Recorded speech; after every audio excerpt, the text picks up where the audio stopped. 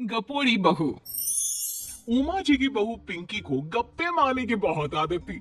वो जब भी किसी के बारे में बातें करती तो बड़े बड़े गप्पे फेंका करती। आसपास के सब लोगों को पता था कि पिंकी बहुत बड़ी गपोड़ीबाज है। लोग उसकी बात पर विश्वास नहीं किया करते थे, लेकिन हाँ, उसकी बातें सुन सुनकर हंसते बहुत थे।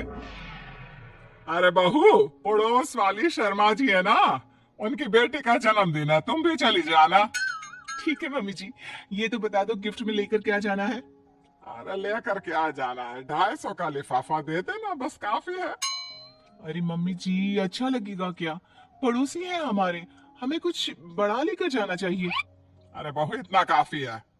जानती हैं आप, मेरे मायके में जब पड़ोस में किसी की बर्थडे होती थी ना, तो मम्मी कुछ ना कुछ गोल्ड का ही देकर भेजती थी। पड़ोसी के बर्थडे में सोना?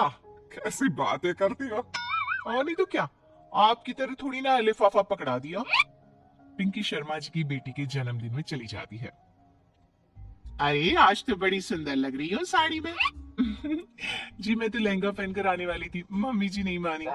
अरे बेटा, बर्थडे पार्टी में तो साड़ी चल जाती है। मेरा मतलब कोई शादी थोड़ी ना है। कैसी बात कर रही हैं आप आंटी जी? मेरे मायके में तो छोटे छोटे फंक्शन भी हम लोग लहंगा बनवाते थे बुटीक से, डिजाइन करवाकर। चाहे पड़ोस में किसी का जन्मदिन हो, मेरी मम्मी हमेशा बुटीक से नया लहंगा डिजाइन करवाती थी। मैंने तो ऐसा कहीं नहीं देखा। ये तो तुमने आज बड़े कमाल की बात बताई। अरे जाने दीजिए, कोई बात नहीं। और बताइए, आपकी बेटी नजर नहीं आ रही। अरे भाभी, मैं यहाँ हूँ। ये देखिए मेरा ड्रेस कैसा लग रहा है। ठीक ही है, मतलब बर्थडे के हिसाब से थोड़ा हल्का है ना। अरे भाभी, इतना सुंदर गाउन पहना है मैंने। मैं ना शादी से पहले अपने बर्थडे पर हमेशा जरी वाला लहंगा पहना करती थी। यही मैं तुम्हारी मम्मी को भी बता रही थी। इसके बाद केक काटने का प्रोग्राम शुरू होता है। सब लोग इकट्ठे हो जाते हैं। शर्मा जी की बेटी का केक देखकर पिंकी से रहा नहीं जाता। उसके अंदर का गपोड़ी बाज बाहर निकल कर आ जाता है। अरे इतना छोटा सा केक! अरे बेटा, मेहमानों के हिसाब से ही है, जितने लोग इतना बड़ा केक। आंटी जी, कम से कम 4 या 5 मंजिल वाला केक तो बनाना चाहिए था। आपकी बेटी का बर्थडे रोज रोज थोड़ी ना आता है। मेरे बर्थडे पर हमेशा पापा 4 केक बनवाते थे। सारे केक 4-4 मंजिल के होते थे। वहां पर सारे लोग उमा जी के मोहल्ले के ही थे, और वो पिंकी के गप्पे मारने की आदत से अच्छी तरह वाकिफ थे। इसलिए सब लोग उसकी बात सुनकर हंसने लगे, लेकिन किसी ने पिंकी से कुछ नहीं कहा। एक दिन सुबह सुबह पिंकी ने अपनी सास से कहा, मम्मी जी, मेरे मम्मी पापा मुझसे मिलने के लिए यहाँ आ रहे हैं। अरे वाह, ये तो बहुत अच्छी बात है। उनके आने की तैयारी करो, अच्छा अच्छा खाना बनाओ। वैसे कब तक आएंगे? मम्मी जी फ्लाइट से आ रहे हैं, कल शाम को 4 बजे की फ्लाइट है। फ्लाइट? लेकिन बेटा, तेरा मायका तो यहाँ से 2 घंटे की दूरी पर है। तेरे मम्मी पापा फ्लाइट से कब से आने लगे? अरे मम्मी जी, आपको पता नहीं है, मेरे मम्मी पापा ना आधे घंटे की दूरी के लिए भी फ्लाइट का टिकट बुक करवाती है। अरे गप्पे थोड़े कम मारा करो बहू। कोई फ्लाइट से तब आएगा ना जब यहाँ पर एयरपोर्ट होगा। तुम्हारी मम्मी क्या उड़कर आएगी घर में? अरे हाँ मम्मी जी, मैं तो भूल ही गई थी। वो कहना, मेरे मम्मी पापा हमेशा फ्लाइट से ही ट्रेवल करते हैं, तो मेरे दिमाग से निकल गया था। अगले दिन पिंकी के मम्मी और पापा पिंकी से मिलने के लिए उसके घर आते हैं। आइए आइए जी, आपका बहुत बहुत स्वागत है।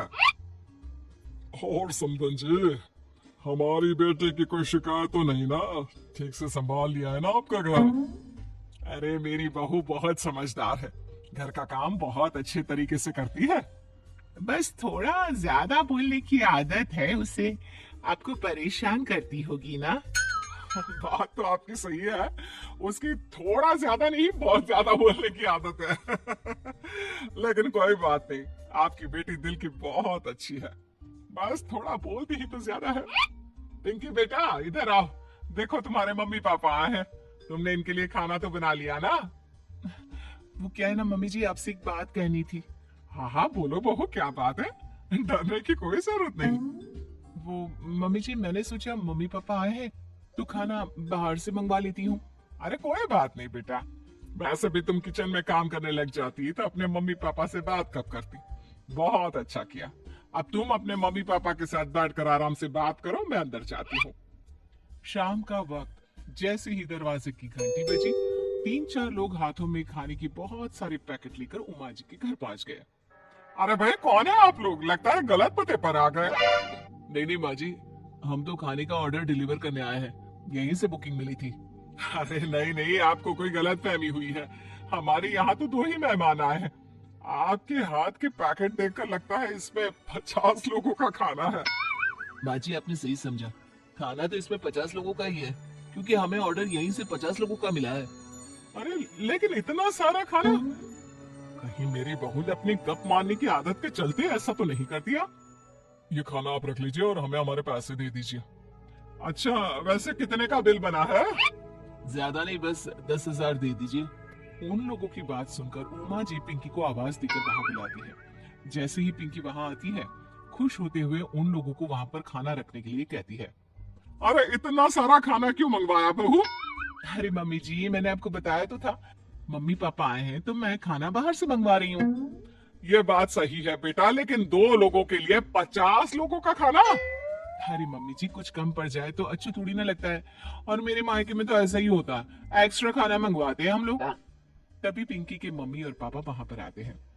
अरे बेटा, एक्स्ट्रा खाना मंगवाने का मतलब ये थोड़ी ना होता कि 2 लोगों के खाने के लिए 50 लोगों का खाना मंगवा लो।